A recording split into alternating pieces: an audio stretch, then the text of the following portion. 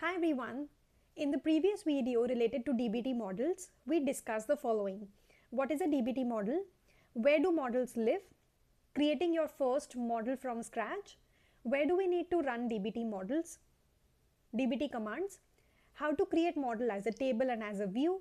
How to check the compiled version of the SQL model that you have created. How to see the actual query that is being executed by your DBT when you run your model, and how to create a custom schema for the model. In this video, we are going to be discussing about sources, referencing one model into another, and then creating our bronze, silver, and gold layers. If you're new here, then I am Radhika, and this is my YouTube channel DataZard. If you have not subscribed to my channel, then please do consider subscribing. And now, without further ado, let's get started. Before starting to explain about DBT models further, I want to mention a few things. So the first is, like I said in my setup video, that when I was working with the power user for DBT extension, then it wasn't working for me. I was having some problems, and I suspect it is because of the UV environment, and I'm using Mac, so it's causing some config issues. So I have removed UV environment and I've created environment using Conda, so that when I used this and I enabled my the extension, then it started working perfectly fine. So this is one thing that I have done, and that is why you don't see that UV files over here. You see this separate environment created. It will not impact anything. It's just because my extension was not working, so I've tried this different configuration and it worked for me. That's the first thing. And in the previous video, we didn't push our content to Git. Like, we added this models and demo.sql file. We didn't push it to Git. So let's do that quickly. For this, I am in my HR Analytics DBT folder. Let's go into our DBT project folder, like our GitHub repository folder. And now here I will do git status. And now you will see that we have deleted a few files because they were related to UV. So I've deleted them. We have modified a few files, and like I was saying you before, there was an examples folder in models directory and it had a couple of models, so we have deleted those as well. So let's add it to Git. So I'm going to do git add, and I need to add all of these changes. Now I'm going to again do git status, and if you look here, this is all we wanted to update. And now I'm just going to do git commit -m demo model, because here I was just giving you a demo. And now let's do git push origin main. And now as soon as we do this, let's go to our GitHub repository, and here I'm just going to refresh it. And now you will see that in our folder in models we see demo.sql file. Now let us start understanding about sources.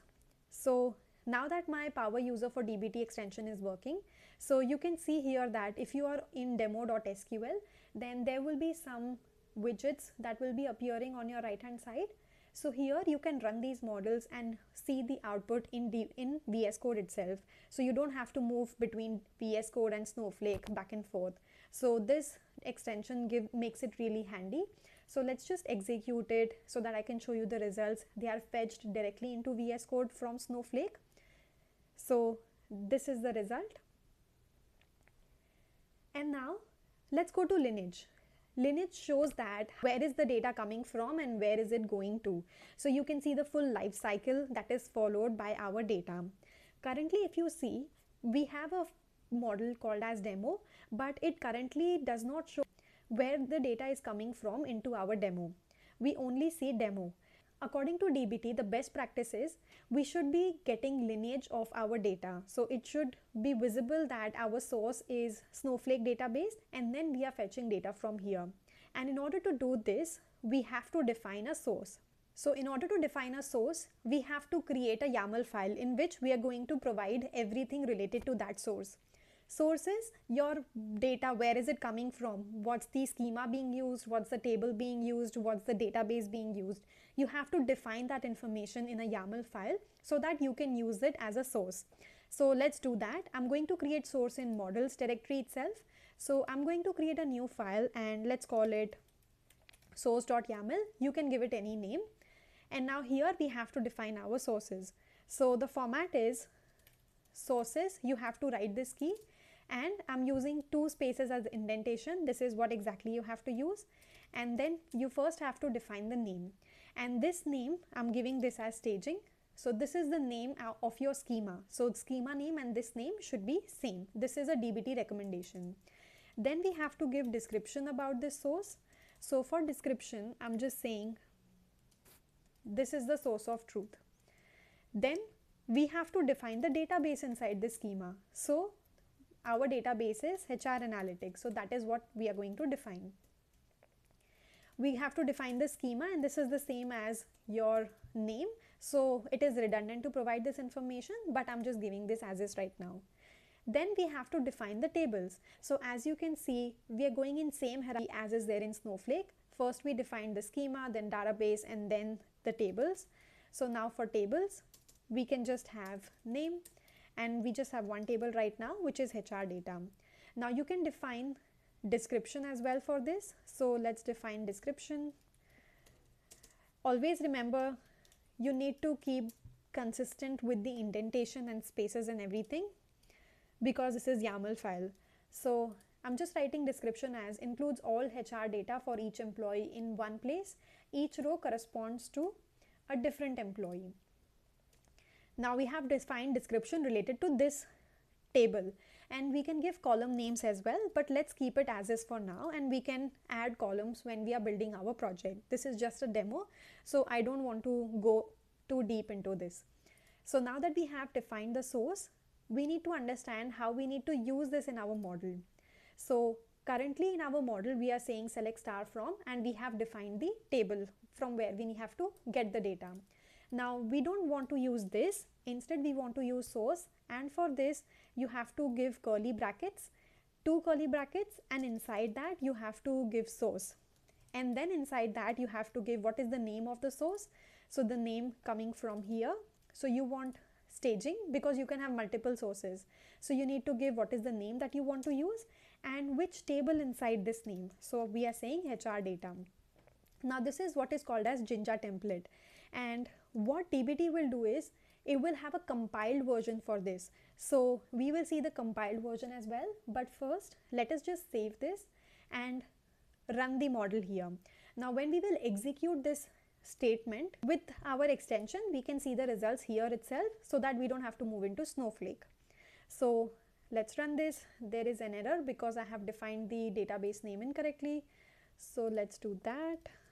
Let's fix this, and now let's run again. So we have to go to the SQL file, because that's when you will see all of these widgets. Now as you can see here, we are again able to see the full data, and we are able to load data. So what's the difference? Why are we using this? Because if you see here in Lineage graph, you will be able to see the sources. So if you see here, we have now got the source. We know that in the demo model, the data is coming from HR data. So this gives you visibility across how the data is flowing across different pipelines.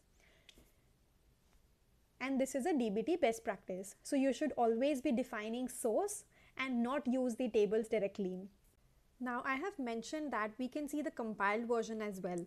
So as I have shown in my previous video, that we have to go to target and then to compile, and whatever model that we want to view. So this is the model that we want to view, and here you can see that we don't have source, staging and HR data.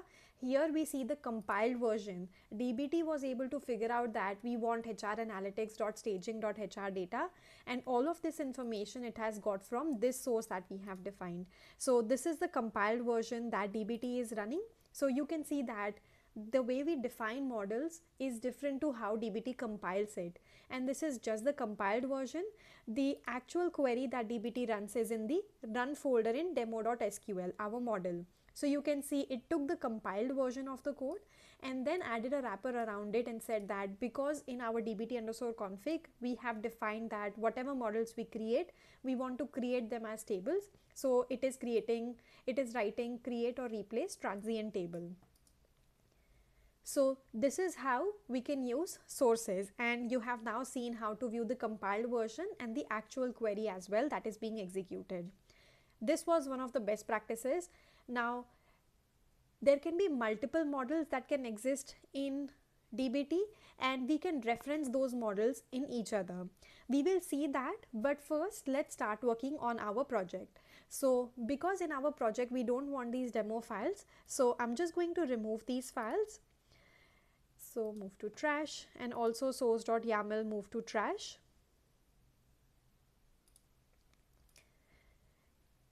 Let's just close everything. And now I'm also going to delete the target folder, and another way to do this is you open your terminal, you go into the directory where your DBT project is present. So I will do cd dbt __hr _analytics, and here we can do dbt clean. Now you will see the magic. As soon as I hit enter here, you can see that on the left hand side, that target folder, it's gone. Why is it gone? If you have watched my dbt_project.yaml video, you would have the answer. If you do, then pause the video and write your answer in the comments below. I would love to know it. And for those of you who don't remember, you go into your dbt_project.yaml file, and here you have defined that whenever you will run the dbt clean command, what are the directories that you want to remove, and we have specified that we want to remove target and dbt_packages. That's why it has got removed. I hope you are able to now link back all of these things, and everything will make more sense as we go along in this project. Now I want to go back to the questions that we need to be answered from this data, and we are building two different models here ultimately. One is for HR team and the other one is for the payroll and managers. Now the constraints for HR team is they cannot see the compensation details, whereas for payroll and managers they can see everything. So for HR team, they want to do attrition risk analysis. So they need answers like who is at risk of leaving, what are the patterns which are driving attrition. So these are the answers that they should be getting using our data model. And for payroll team, they want to do compensation and seniority analysis, and they are looking to get answers for questions like are employees paid fairly, how does pay rate relate to their experience, etc. So on the basis of this information, like I said, we will be following the bronze, silver and gold architecture, like the medallion architecture. So for this, what I have decided is, for our bronze layer, we're going to define the data types for each of these columns. Then we're going to use consistent naming convention for all the columns, like putting everything in snake case. Then we are going to standardize column values, like if there are yes no values, then we are going to convert them into 1 or 0. Then there are columns like job role, business travel, gender, department, education, job satisfaction. There are text values in these. We are just going to standardize these values so that we can use these at later stages. So this is all we are going to do in bronze layer. This might be looking a lot, but I don't want to create a project which is like a dummy project. At the end of this series, I want you to have a project that you can list in your resume where you have applied all the different concepts and have worked with SQL in depth. That's why we are going to do all of these things, and I will try my best to explain each of these things in as depth as I can. So this is what we are going to do in our bronze layer. For the silver layer, we're going to be building 3 models. Now, why we just have one model in bronze layer? That's because we only have one source, and in bronze layer, the idea is to just get the data from the source into the bronze layer. So that's why we just have one model here. But in silver layer, we are splitting data into 3 models. The first is we're going to be adding some lookup values. So what are lookup values? If you look in our data set, like for job role, or there are other columns which are just some sort of numbers are provided in for those columns. So we want to add some lookup data related to that. So we're going to do that. And you can see here that I am adding lookup values in both of these, but one is a clean model and the other is a quarantine model. And I wanted to show you how you can differentiate between a clean model and a quarantine model, I wanted to show you this concept. That's why I'm bringing this here. And we are using a very basic idea here, that if date is not null, which means we have got the creation date, then this would be a clean model. But if we have not got it, then we are putting this in the quarantine, so that we can work on this, clean the data set, or do anything on top of it, and then bring it back once it is clean. So this is the difference between clean and quarantine. And if we are pushing data into quarantine table, then we are going to be providing the quarantine reason and quarantine timestamp to it. Then finally, we are going to be building an enriched model. Now in this enriched model, this is the final model that we're going to use in our gold layer. In this model, we're going to add some flags, put data in buckets, or add some derived columns. So these are some of the columns that I have thought of that we can add to our data set to make it more enriched. So this is what we're going to do in enriched model, and we're going to see this in detail when we are building the model in SQL. And these are very basic, simple SQL queries, so there is nothing fancy, nothing complicated in this one, I can assure you. Then lastly, we're going to have gold layer, and in gold layer we have two models. The first one is for attrition risk analysis, and the second one is for the compensation and seniority mart. So this will be given to HR people, and this will be given to payroll managers or payrolls and payroll team and managers, so that they can do their analysis on top of these data sets. Each will only see the data that they require to. So this is what we need to ensure in this gold layer. I hope I was able to clear what are we going to do in each of these layers. Now let's start building this in DBT. Now the first thing that we need to do in DBT is we are going to create separate folders for bronze, silver and gold. So let's do that. So in models we have to create bronze, then another folder called silver, and another one called gold.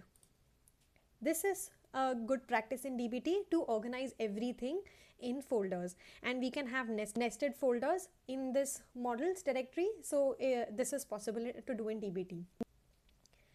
Now let's build our first model, which is bronze model. I'm going to name this as bronze underscore, and then I'm going to write HR underscore data. And you know that because this is a model in models directory, so we have to write .sql. Now this is our first model, and for this always remember that we have to use one select statement and write with clause.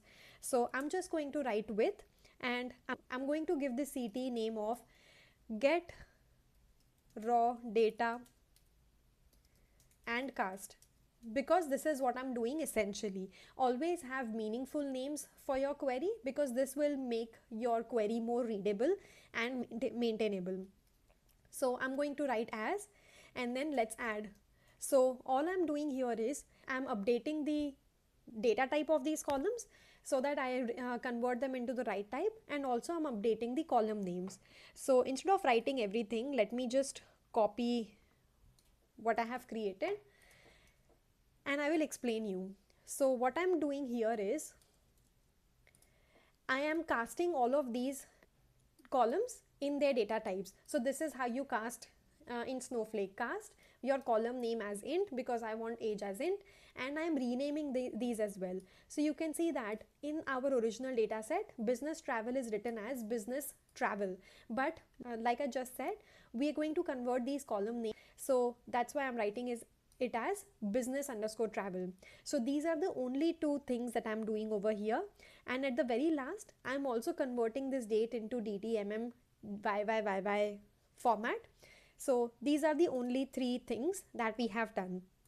Now here I have to write from where are we fetching this data from, and like I said, we have to write source here. We have to use source so that we have data lineage visibility, and because we have not defined source here, so let's do that quickly. So I'm going to write the source in bronze folder itself. So I'm creating a new file, and you know that source needs to be written in YML. So I'm calling this as underscore, so these are at the very top. So now I'm going to define this as bronze, and then underscore source dot YAML, because it is a YAML file. Now here I have to define the source configuration. So as in my last video, we have to define source as source, and then we have to provide its name. So we are saying this as staging.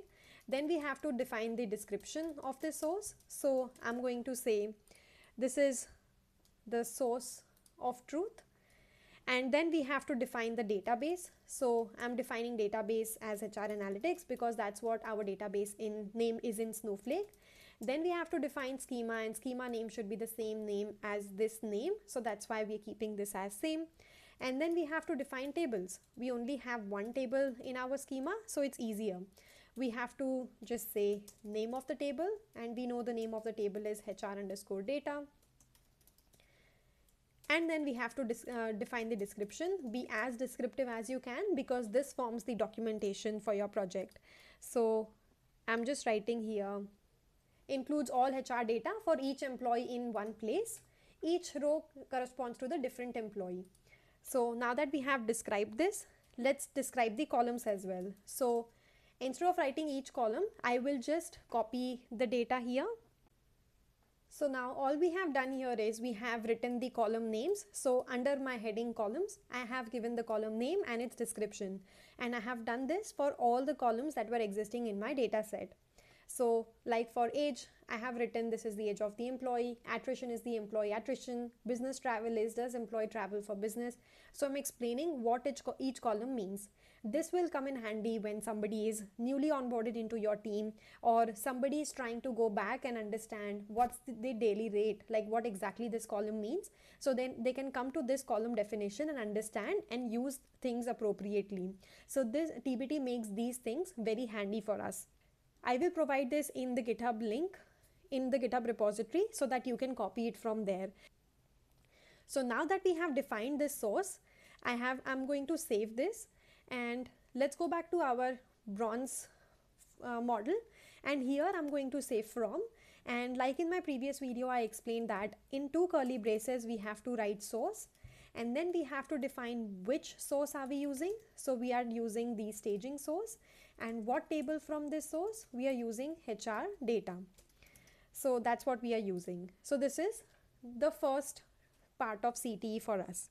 Now the other thing that we need to do in this particular bronze model is we have to standardize the column values, and to do that I'm going to create another CTE which is called as clean strings. So now you can see that we are defining different CTs to do different things so that it is easier for us to debug when we know there is a problem. So for this I'm again going to copy the code because I don't want to write it and waste your time. This looks huge because there are lots of columns, but we are not doing any complex things over here. What we are saying over here is select if there are any columns which we want from which we want data to come as is, then we are not touching them. Like age, there are other columns at the bottom. These are we want the data to sync in as is, so we are keeping them as is. But for columns like attrition, if attrition is no then 0 and attrition is yes then 1, otherwise -1 if there are any other values. Similarly for business travel, the data says travel underscore rarely, but I'm to clean this up, so I'm saying travel rarely. When travel underscore frequently is written, I want travel frequently. So we are just using case statements to do these cleanups, and we are keeping the column names as is. Similarly for department, we are saying if department is sales then sales, research and development then research and development. So I'm just trying to clean up this data. Again, case statements for education field, human resources, life sciences. If there is a spelling mistake or anything, we're just trying to correct everything. For male, female and other, this is how we are writing the case statements. So I'm just trying to clean this up. When it is healthcare representative, then I'm writing it like this. So this is how we are just doing the cleanup operation. For marital status, single, married and divorced, this is how we are writing it. Again, there are columns which have yes, y and n. So we are saying 1 or 0 for it. This is so that we can standardize the definitions. We are just saying 1 for yes, 0 for no across everything rather than true, false, yes, no, y, n, etc. So these are the 3 things that we are doing over here. Now again, we have to write from, and this from is our get raw data and cast, our first CTE. So we are doing this from there, and now I'm just going to write select star from clean strings, because this is the final query that we need to return. And let's save this model. Now the first thing that you can do is you can see the compiled version of this model. So to look at it, this dbt extension gives you a way to do it without going into that target and first running the model and then going into target and looking at it. So let's see the compiled version from here. So you can see that we had source staging HR data here, but dbt compiled it with HR analytics staging HR data. So this is just the way you have data defined data in source. That's how dbt is able to build this. Now I've just realized that I don't want to do this try to date over here. I want to do this in the silver layer because I want to show you the concepts of clean and quarantine data. So for now, I'm just going to remove this from here. And now let's just save this and run the model. Now when we run this, there is an error, and that's fine. It is because we are missing select word here. So we have to write select and whatever columns we want to select. Now this should work. Let's save this and rerun it. So now we are able to get our data. So we have created our bronze model, and to run this in Snowflake, we're just going to do dbt run. As soon as we do that, our data will go into dbt and bronze model would be created. Now you can see here created SQL table model demo.bronze_HR data. So it is being created in demo schema. So now let's go to our Snowflake to just double check. So I'm going into my Snowflake and let's just refresh this. And you can see here that in demo schema, we have bronze_HR_data, the same model name that we have created. But the problem is I don't want this to go into demo. I want this to go into bronze schema. So let's do that configuration as well. So we will go into dbt_project.yml file, and like I've mentioned before, we can define those things over here. So in dbt_HR_analytics, we are going to define bronze because that's what our folder name is, and then here we are going to define plus materialized is view. It is a good practice or best practice to materialize bronze models as view. Materialize as in create bronze models as views in Snowflake, because whenever you will be querying your bronze model, you will get fresh data from your source. And then we're going to define the schema as well. So I want schema to be bronze as well. So bronze, let's rerun it, dbt run.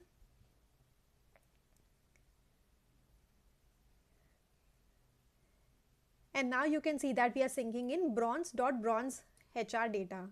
So let's go again here and refresh. And you can see that we have a bronze schema created, and then in that bronze schema, we have a view. This is all we wanted. We have completed our bronze model. In the next video, we will be working on our silver layer and gold layer. I know we were not able to cover referencing in this particular video, but don't worry, we're going to look into it in the next one. Please let me know if you have any questions related to any explanation provided in this video. Thank you for watching. I will see you in my next one.